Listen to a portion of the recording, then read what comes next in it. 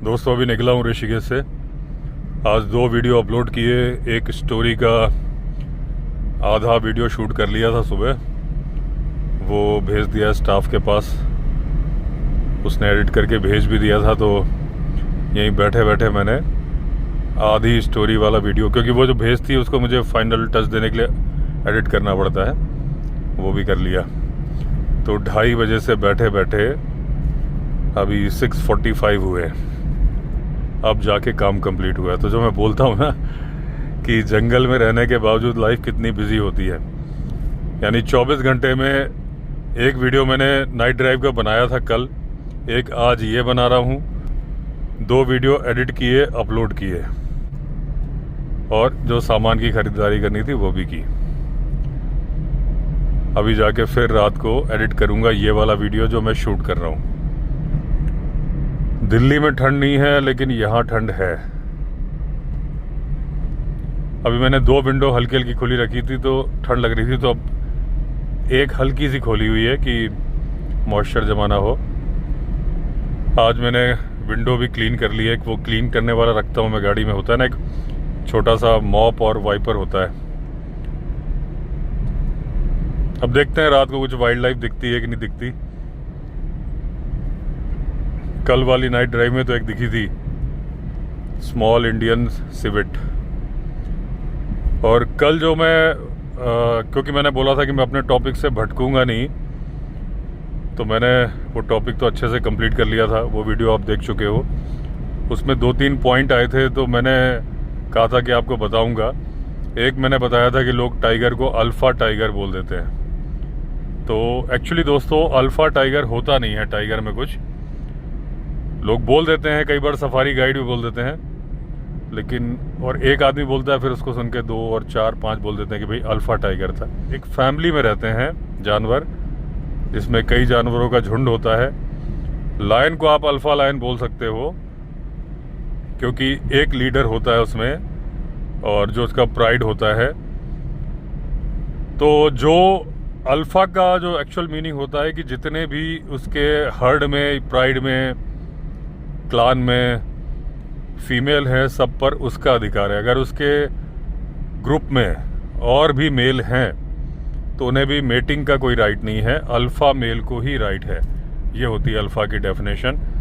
तो जब टाइगर में कोई फैमिली होती ही नहीं, कोई झुंड होता ही नहीं, उसकी अपनी एक टेरिटरी होती है, उस टेरिटरी में भले ही 2-3 फीमेल हैं, लेकिन उसकी फैमिली नहीं है, वो बच्चे नहीं पालता, और हाँ अपनी टेरिटरी में आने नहीं देता है किसी को, लेकिन उसकी फीमेल एट ए टाइम दूर दूर रहती हैं। उसकी बड़ी सी टेरिटरी है, मान लीजिए जनरली तो एक एवरेज टेरिटरी एक टाइगर की होती है 40 किलोमीटर की।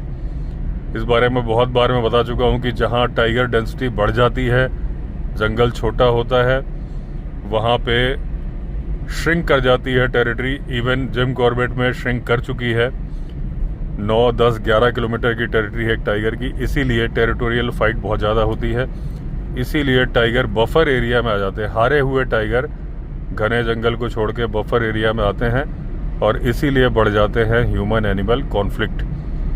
घूम फिर के यही है कि टाइगर पॉपुलेशन बढ़ गई, जंगल छोटा है, अच्छे इलाके में पावरफुल टाइगर, वो अल्फ़ा टाइगर नहीं है, डोमिनेटिंग टाइगर है, तो वो अच्छी टेरिटरी में कब्जा कर लिया, बाकी खदेड़ दिया उसने दूसरे मेल को, जो कि शक्तिशाली मेल है, लेकिन या तो वो इनएक्सपीरियंस्ड है, उसके पास स्किल्स नहीं है उतने सारे, इसलिए उसे कंप्रोमाइज करना पड़ रहा है। इसलिए टाइगर में कोई अल्फा मेल नहीं होता, अल्फा टाइगर नहीं होता। तो अगर उसकी टेरिटरी में दूसरी फीमेल है तो ऐसा नहीं है कि वो मेटिंग कर नहीं सकती। उस बारे में जो पिछला वीडियो आपने देखा होगा, उसमें यही मैंने बताया था कि टाइग्रेस दूसरे मेल के साथ भी मेटिंग कर लेती है, लेकिन जब वो उसे मालूम चलता है टाइगर, क्योंकि बच्चे उसके नहीं है फेरोमोन सूंघ के, तो उसे मार देता है। ऐसा नहीं है कि मेल ही बच्चों को मारता है दोस्तों, फीमेल भी बच्चों को मार देती है। कई केसेस ऐसे होते हैं कि जिसमें कि टाइग्रेस प्रेग्नेंट हुई, फॉरेस्ट डिपार्टमेंट जो कि नज़र रखता है उन्होंने देखा कि भाई मीटिंग हो गई, टाइग्रेस का पेट भी फूल गया, कुछ दिनों के लिए टाइग्रेस गायब भी हो गई, और फिर देखा तो उसके साथ बच्चे नहीं है और बच्चों का कोई नामो निशान भी नहीं है। तो ये 100% श्योर नहीं हुआ कि वो बच्चे हुए कि नहीं हुए। उसके बच्चे, ये भी पॉसिबिलिटी है कि उन बच्चों को लेपर्ड ने मार दिया हो, हॉक ने मार दिया हो, ईगल ने मार दिया हो, जैकल भी मार सकता है बच्चों को। कि जब टाइग्रेस, अगर ऐसा तो है नहीं कि टाइग्रेस शिकार नहीं करती, जब बच्चों के साथ रहती है तब भी वो शिकार करती है, क्योंकि उसे बच्चों को दूध भी पिलाना है, ऐसा भी हो जाता है। लेकिन टाइग्रेस अपने बच्चों को खा भी जाती है। और इसका सबसे ऑथेंटिक एग्जाम्पल मैं दूंगा तो जो ढेला रेस्क्यू सेंटर में टाइग्रेस रखी गई थी, उसके बच्चे हुए थे, तो उसने अपने 2 बच्चों को खा लिया था। वो तो पिंजरे में थी, उसके बच्चों को कोई, मतलब पिंजरे मतलब एनक्लोजर में थी, तो उसके बच्चों को तो कोई मार नहीं सकता था, उसने खुद ने ही खा लिया था। तो टाइग्रेस भी अपने बच्चों को खा लेती है, और ऐसा क्यों करती है वो भी उसके स्ट्रेस लेवल पर डिपेंड करता है कि वो किस तरह से परेशान है, क्या है, उस पर डिपेंड करता है। तो टाइगर के बच्चों को दूसरे जानवरों से ही खतरा नहीं होता, उसको टाइगर से भी खतरा होता है, कई बार अपने बाप से भी खतरा होता है, बाप के ऊपर भी स्ट्रेस लेवल होता है। तो ऐसा नहीं कि फेरोमोन सूंघ के वो दूसरे के ही बच्चों को मारेगा, कभी परेशान है, स्ट्रेस में है, अपने ही बच्चों को मार सकता है।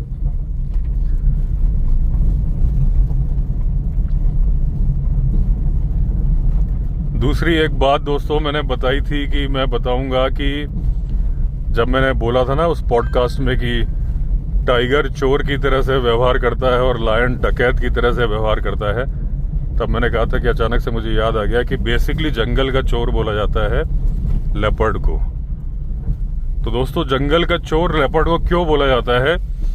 क्योंकि उसका बिहेवियर पूरी तरह से चोरों की तरह होता है। 99% लेपर्ड रात में ही शिकार करता है, टाइगर के केस में ऐसा नहीं होता। वैसे तो ये भी नॉकटर्नल एनिमल है, लेकिन टाइगर दिन में भी शिकार कर लेगा, लेपर्ड बहुत ही रेयर केस में करेगा। देखिए वाइल्ड लाइफ में कभी भी कोई भी चीज़ 100% नहीं होती कि हम बोलेंगे ऐसा ही होता है, या अगर हम सर्वाइवल की कोई बात बता रहे हैं कि ऐसा करोगे तो आप हाथी से बच जाओगे, ऐसा करोगे तो टाइगर से, अगर लेपर्ड हमला करे तो ये करो, ये सारी चीज़ें 99% होती हैं। 1%, क्योंकि जिस तरह से आप इंसानों के व्यवहार का कुछ बता नहीं सकते, हर इंसान का व्यवहार अलग है। एक आदमी उसी बात पे चिढ़ जाएगा, एक आदमी उसी पे नहीं चिढ़ेगा। टेम्परामेंट आदमी का अलग होता है तो जानवर का भी अलग होगा, वो भी तो जीते जागते जीव है। तो एक बेसिक बात होती कि ऐसा होता है, 100% क्या होगा ये नहीं होता। तो लेपर्ड का ये बोला जाता है कि भाई 99% वो नॉकटर्नल एनिमल है, रात में ही शिकार करेगा। इससे रिलेटेड एक बात मैं आपको बताऊं कि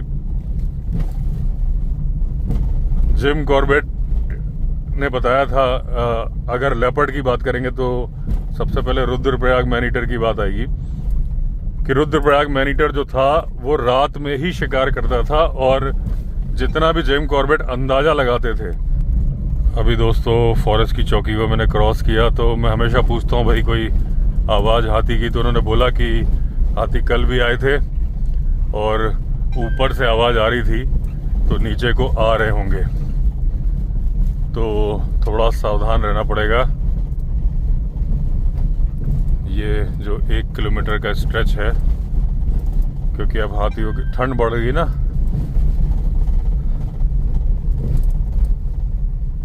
तो थोड़ा सा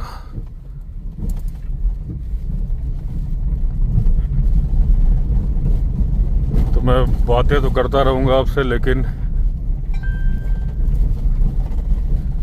अच्छा जब ध्यान दोस्तों डाइवर्टेड होता है ना, कई बार मुंह से कुछ गलत निकल जाता है शब्द। जैसे उस पॉडकास्ट में, क्योंकि ध्यान कुछ और बताने में लगा होता है, तो जब मैं वो बता रहा था कि एक टाइगर, अभी मैं अपनी बात से हटूंगा नहीं, मुझे याद है क्या बात है, लेकिन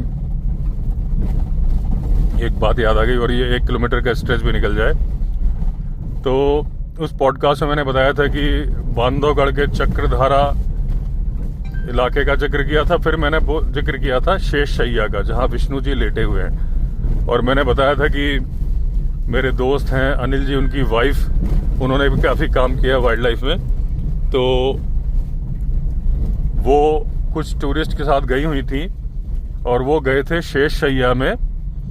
और जब वो लौटे, शेष शैया में थोड़ा ऊपर चढ़ के जाना होता है, तो वो बात मैंने जब पॉडकास्ट में बोल रहा था तो मैंने वहाँ बोल दिया कि चक्रधारा में ऊपर चढ़ के जाना होता है। चक्रधारा अलग है जंगल, उसमें कहीं ऊपर चढ़ के नहीं जाना होता। शेष शैया जो विष्णु जी की लेटी हुई प्रतिमा है, उसमें थोड़ा ऊपर सीढ़ियों से चढ़ के जाना होता है। तो जिप्सी नीचे खड़ी हो जाती है और फिर आप दर्शन कर लो और फोटो वगैरह खींच लो और फिर नीचे वापस आना पड़ता है जिप्सी में। तो वो है कोर एरिया में, लेकिन वहाँ पे उतरना अलाउड है।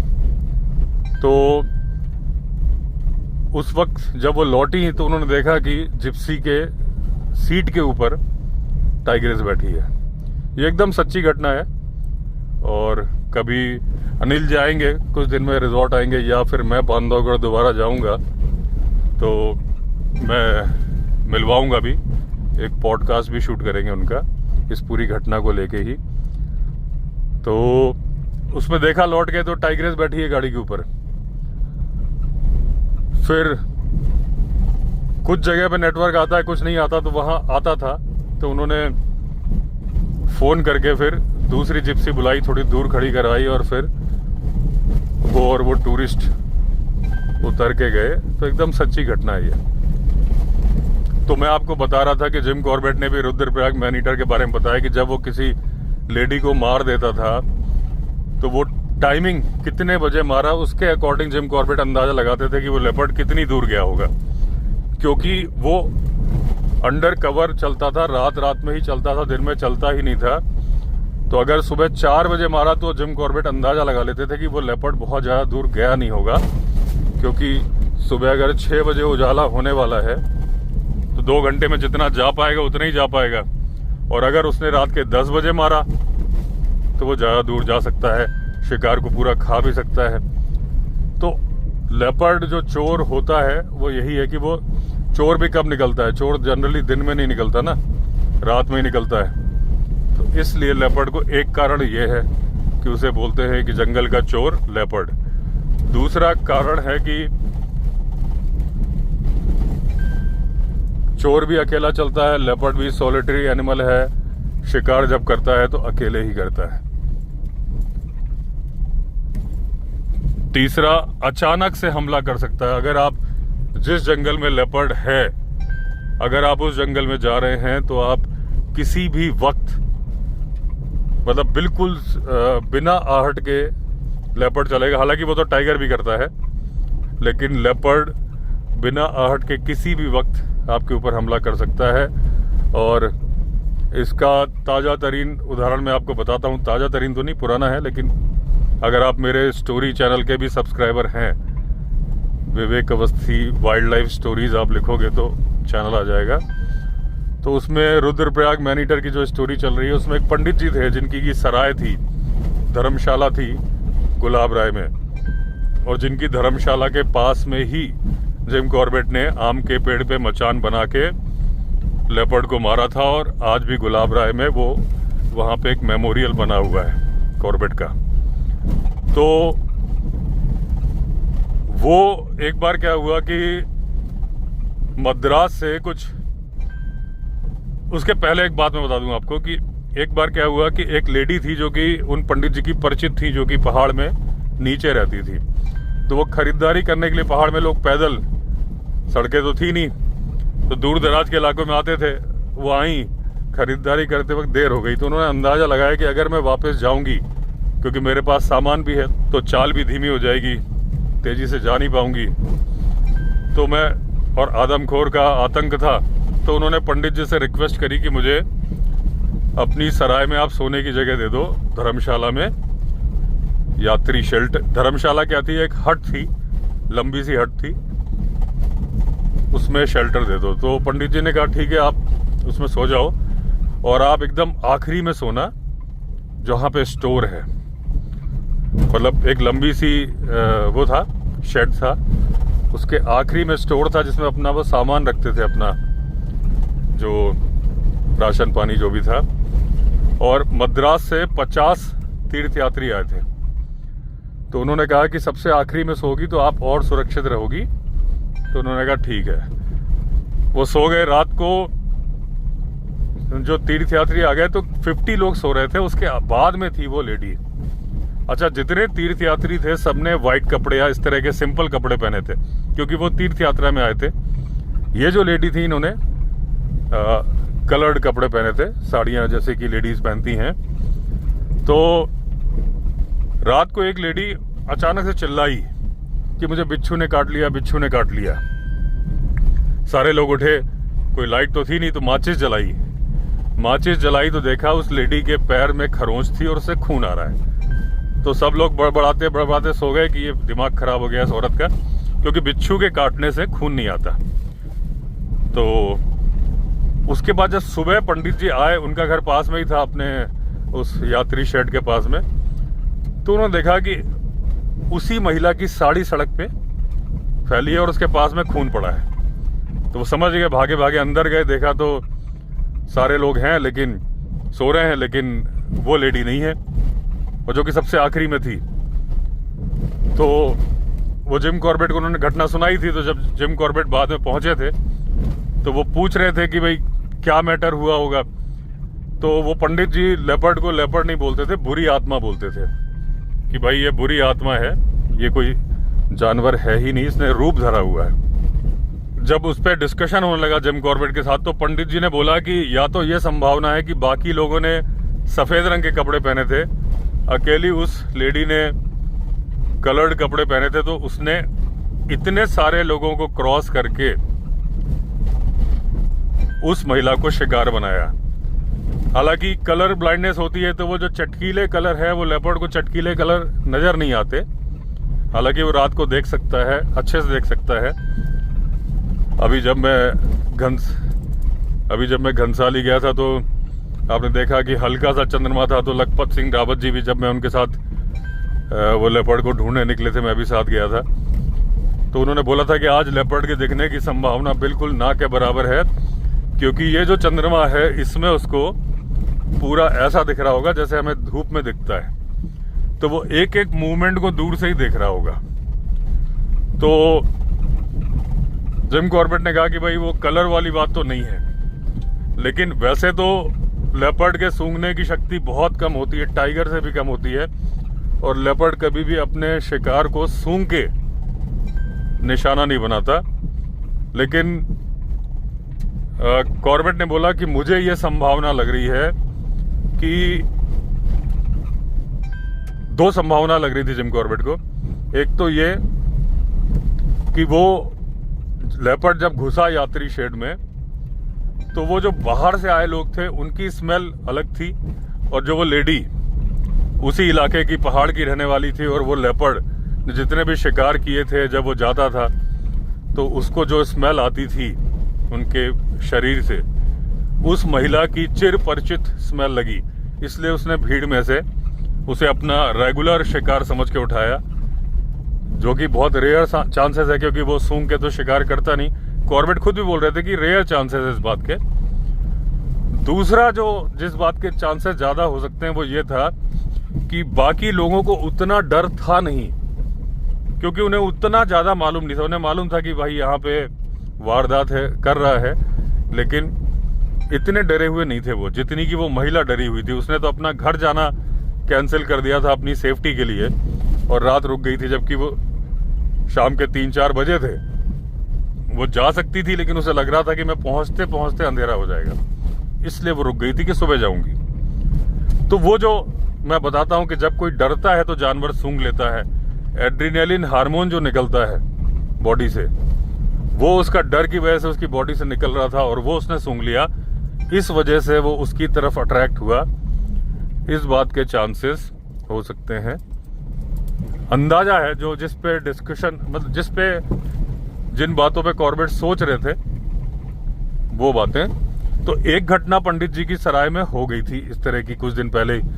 अब एक दिन क्या हुआ कि रात को 50 तीर्थ यात्री आ गए मद्रास से, तमिलनाडु से। चेन्नई को उस टाइम पे मद्रास बोलते थे। तो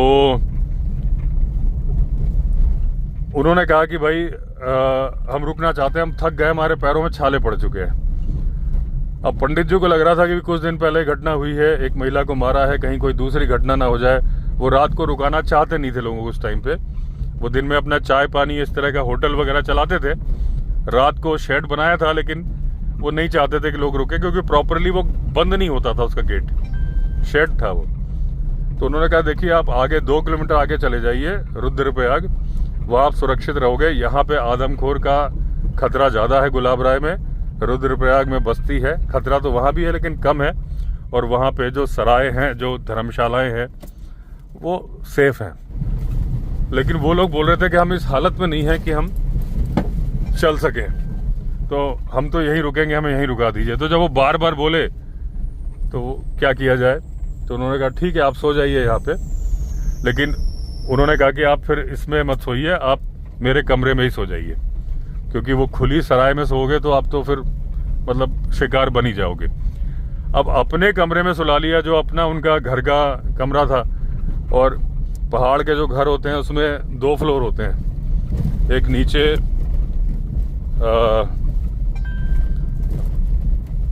जिसमें कि अनाज रखते हैं और जानवरों का चारा वगैरह रखते हैं, उसके बाद सीढ़ियाँ होती चढ़ने की, और उसके बाद फर्स्ट फ्लोर पे कमरे होते हैं। लेकिन आपने जितने भी किस्से सुने होंगे, जनरली खिड़की होती नहीं थी। यही वजह था कि लोग गर्मियों में दरवाज़ा खुला रखते थे, गर्मी रुद्रप्रयाग जैसे इलाकों में होती है। और इसी वजह से, चाहे आप पनार मैनीटर की भी घटना सुनोगे, याद अगर आपको हो, अगर नहीं है तो आप मेरी स्टोरी चैनल को देखोगे तो याद आ जाएगी आपको। मैं फिर बोल दूं कि आप सब्सक्राइब कर लो, विवेक अवस्थी वाइल्ड लाइफ स्टोरीज। तो उसमें पनार मैनीटर में क्या था, एक यंग कपल था और उसमें लड़की सो रही थी। अचानक से लेपर्ड घुसा, क्योंकि गर्मी थी, उन्होंने दरवाज़ा खुला रखा था। लेपर्ड ने बीवी को जब पकड़ा तो बीवी ने अपने हस्बैंड को पकड़ा, हस्बैंड ने इधर से खींचा, उधर से लेपर्ड खींच रहा था, और धक्का मारा तो लेपर्ड बाहर चला गया। लेकिन महिला बहुत घायल हो गई थी, दरवाज़ा उसने बंद कर लिया, लेकिन महिला को सेप्सिस हो गया था और फिर वो मर गई थी बाद में, 2-3 दिन बाद। तो ये बात हाँ ऐसे याद आई थी मुझे कि तो जब पंडित जी ने उन 50 लोग को अपने ही कमरे में सुला लिया, तो रात को उनको बहुत ज़्यादा गर्मी लगने लगी और उनको लगा कि मैं सफोकेशन से मर जाऊंगा।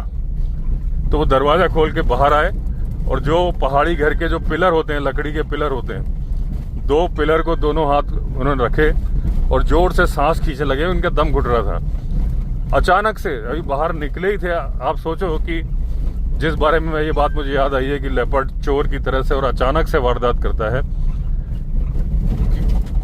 बस बाहर आके खड़े हुए थे, सांस खींची, उतनी देर में पंडित जी के गर्दन में लेपर्ड ने दांत गड़ा दिए। क्योंकि उनके हाथ में पिलर की ग्रिप थी, उन्होंने जोरदार लात मारी तो फर्स्ट फ्लोर से नीचे जाके गिरा लेपर्ड। वो फिर उठा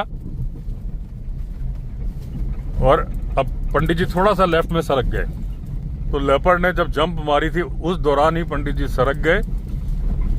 तो वो लेपर्ड ने उनकी बाह में दांत गड़ाए, जो वो उनकी गर्दन में दोबारा गड़ाना चाह रहा था, थोड़ा सा निशाना चूक गया। और क्योंकि कोई ग्रिप नहीं आई तो लेपर्ड अपने वजन से ही नीचे फिर गिरा और उनकी बाह पूरी चिरती चली गई और कलाई भी चिर गई। तब तक में वो जो तीर्थ यात्री थे शोर सुन के जल्दी से बाहर निकले, उन्होंने सारों ने पंडित जी को अंदर खींच लिया और दरवाजा बंद कर लिया। अब पूरी रात, अच्छा इनके गले में भी दांत गड़ चुके थे तो छेद हो गया था, तो जैसे तैसे इनको सांस आ रही थी। फिर रात भर पड़े रहे, फिर सुबह इनको रुद्रप्रयाग के हॉस्पिटल में, काली कमली वाला हॉस्पिटल में वो तीर्थयात्री ले गए। फिर उनका इलाज हुआ, 3 महीने तक तो उनको ट्यूब से खाना खिलाया गया और फिर 6 महीने बाद वो पंडित जी अपने घर वापस आए। और जब जिम कॉर्बेट मिलने गए थे तो पूरे निशान जो घटना के थे सारे उनकी बॉडी में बने हुए थे वैसे के वैसे। तो ये बात मुझे रिकलेक्ट हुई थी कि लेपर्ड के चोर वाले व्यवहार से, कि वो पलक झपकते आप पे हमला कर देगा। जैसे जिम कॉर्बेट जब भी शिकार करने के लिए बैठते थे तो वो इतने डरे हुए होते थे, जब कभी बारिश हो गई या अपने कानों पे वो भरोसा नहीं कर पाते थे। उन्हें लगता था किसी भी वक्त, किसी भी सेकंड वो लेपर्ड हमला कर सकता है।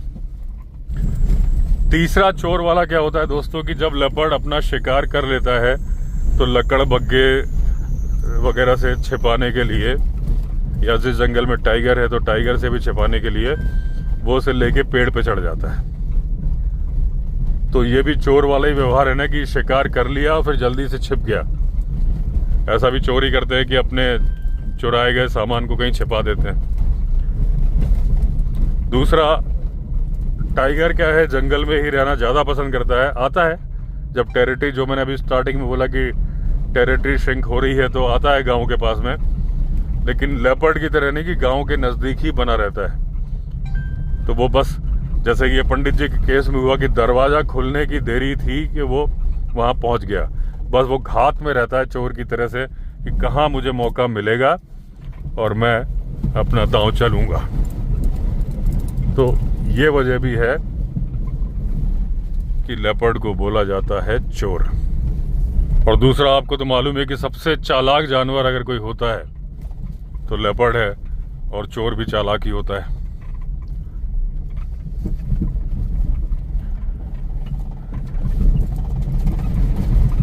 एक और मैंने उस नाइट ड्राइव में बोला था कि एक गैलरी फॉरेस्ट होता है। जब चीता से रिलेटेड बात मैं कर रहा था कि चीता सिर्फ ग्रासलैंड का जानवर नहीं होता, वो जंगल में भी शिकार करना जानता है। और अफ्रीका सवाना के जो जंगल होते हैं वहाँ सिर्फ ग्रासलैंड नहीं होते, वहाँ गैलरी फॉरेस्ट भी होते हैं जो कि रिवर के किनारे किनारे होते हैं। गैलरी फॉरेस्ट में दोस्तों एक आपने नाम सुना होगा, ओकावेंगो डेल्टा, बहुत फेमस है अगर आप डॉक्यूमेंट्रीज देखते होगे ना, अफ्रीका वाली। और एक कॉन्गो में भी है, कोंगोलियन फॉरेस्ट गैलरी फॉरेस्ट ऐसा कुछ है। गैलरी फॉरेस्ट बड़ा फेमस है।